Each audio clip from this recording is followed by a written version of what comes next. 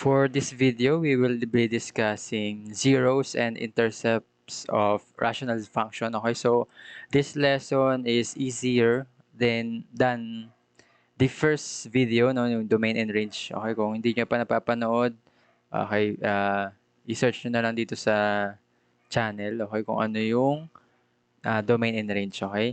For this topic, zeros and intercepts of rational functions, ano lang to, madali lang to, okay? Sige.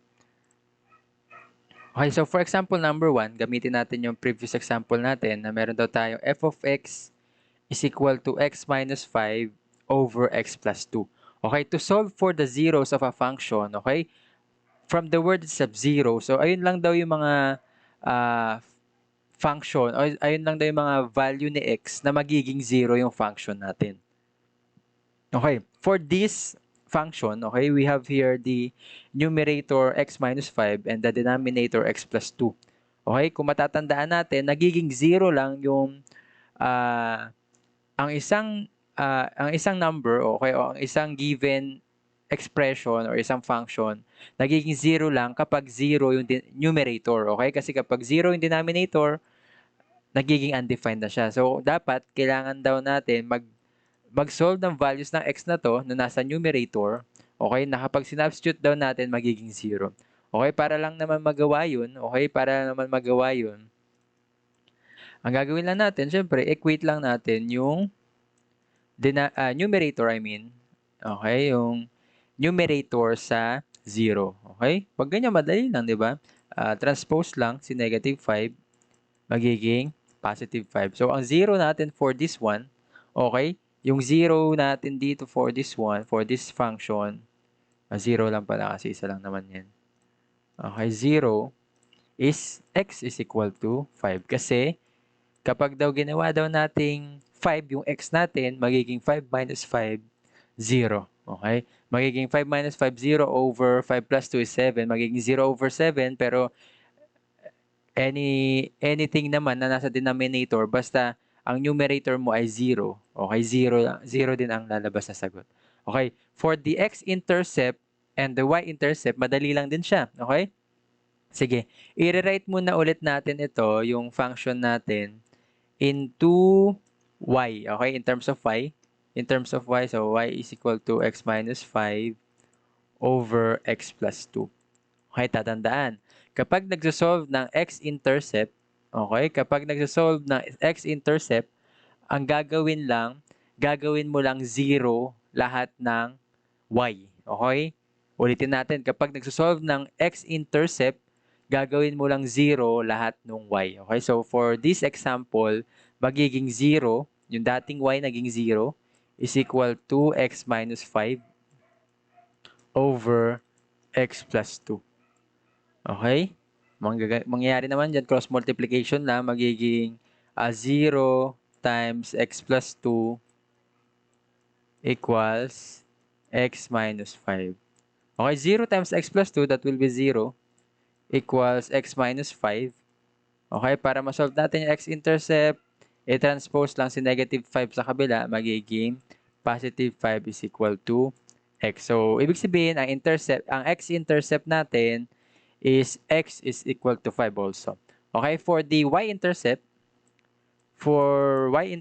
okay, in solving y-intercept, kung kanina sa x-intercept, ang ginagawa natin, lahat ng y ginagawang 0. This time, for the y-intercept, okay, to solve the y-intercept, lahat ng x gagawin nating 0.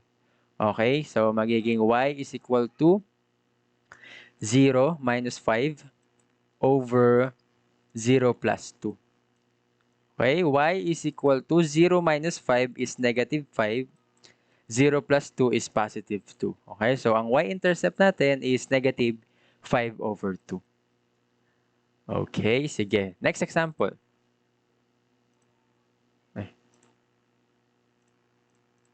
Okay, next example natin. Meron daw tayong f of x is equal to 2x minus 5. Okay, ulit. Solve natin ulit si zeros. Okay, z na lang ilalagay ko. Zeros na yan. Okay. Ang gagawin lang natin, since wala naman siyang denominator, okay, ang denominator niya dito is over 1 lang naman. Okay, gagawin lang natin, equate lang natin yung mismong function. Okay, is equate lang natin siya sa 0. Okay, 2x minus 5. So, para lang tayo nag-evaluate ng rational equation. Okay, lipat lang natin si negative 5 sa kabila. Magiging 2x is equal to 5. Okay, divide both sides by 2. Pag nag-divide tayo both sides by 2, makakancel natin yung 2 dyan. Magiging x is equal to 5 over 2. Okay, so ang 0 natin for this example is 5 over 2. Solve naman natin x-intercept. Okay. For the x-intercept, gagawin lang daw, okay? Kasi pag nire-write natin to, y is equal to 2x minus 5. Okay, y is equal to 2x minus 5. So, gagawin lang natin 0 lahat ng y. Okay, kaya magiging 0 is equal to 2x minus 5. Pero kung mapapansin ninyo, okay, ganun lang ulit naman yung sagot dito. Magiging x is equal to 5 over 2. Okay, pero not all the time hindi palagi na ang value ni x-intercept ay the same kay 0. So, pero depende pa rin sa given. Okay, depende pa rin sa given. For the y-intercept, okay, for the y-intercept, gagawin lang daw natin 0 lahat ng x.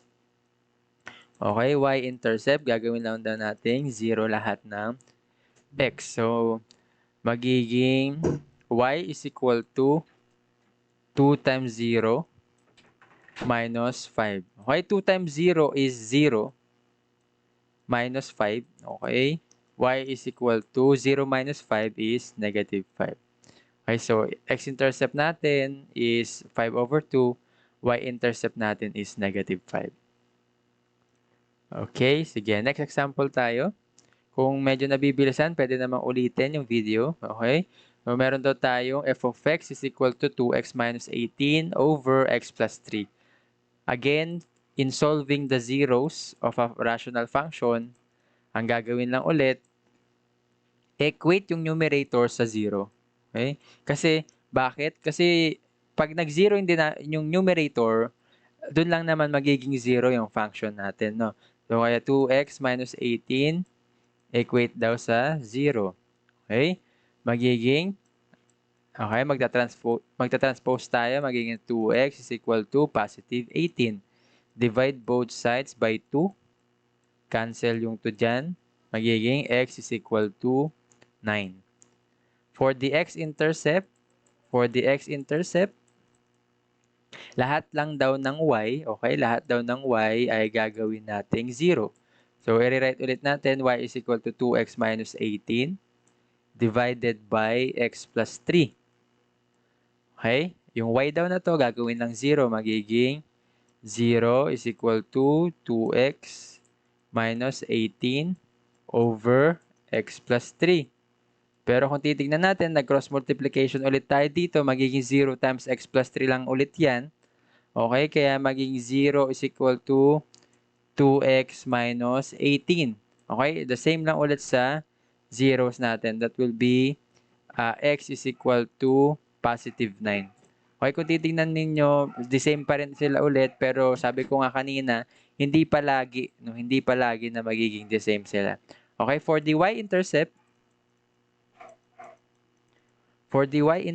gagawin lang daw nating 0 lahat nung x. So, magiging y is equal to 2 times 0 minus 18 over 0 plus 3. 2 times 0 is 0, syempre. Minus 18 is negative 18 over 0 plus 3 is 3. Okay, negative 18 divided by positive 3, that would be negative 6.